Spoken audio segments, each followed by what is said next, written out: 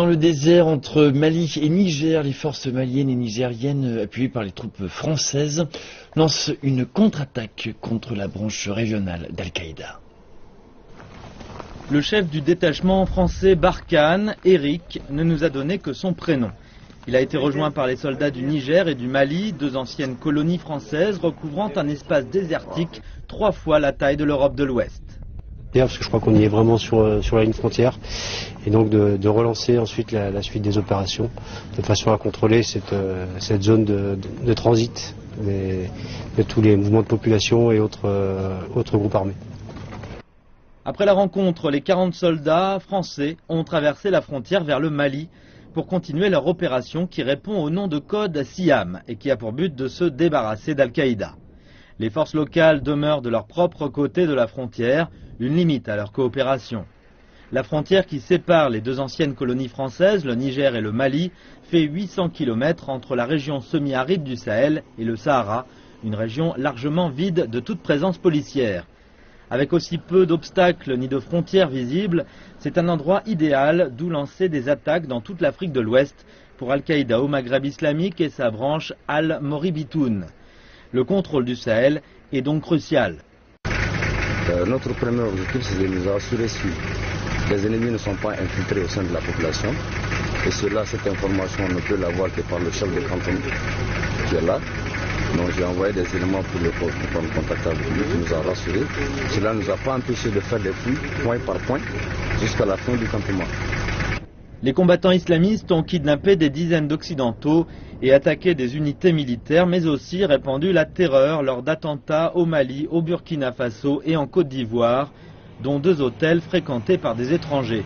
Plus au nord, en Libye, ne règne aucun ordre, et au sud, c'est Boko Haram qui sème la terreur pour établir un État islamique. La France et la Belgique, des États riches ayant accès aux renseignements de l'Union européenne, ont connu eux-mêmes des problèmes de communication qui ont permis aux combattants islamistes de s'introduire dans leurs frontières et d'y commettre des attentats meurtriers l'an dernier. Quel espoir pourrait donc bien avoir le Mali et le Niger, 2 des pays les plus pauvres au monde, grands comme les 2 tiers de l'Europe occidentale? Pour répondre à cette question, l'Afrique de l'Ouest tente de mieux se coordonner.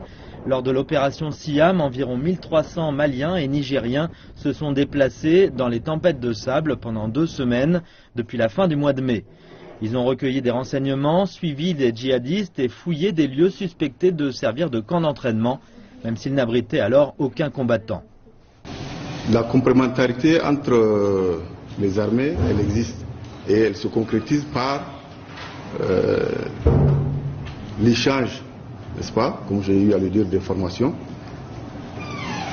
Mais c'est surtout que on partage les expériences et les connaissances de chacun. Comme vous dites, le Mali et le Niger ont une parfaite connaissance des zones et des populations dans leurs pays respectifs. Et la France nous fournit donc l'appui nécessaire qui nous manque, surtout dans le cadre des missions d'évacuation sanitaire par air.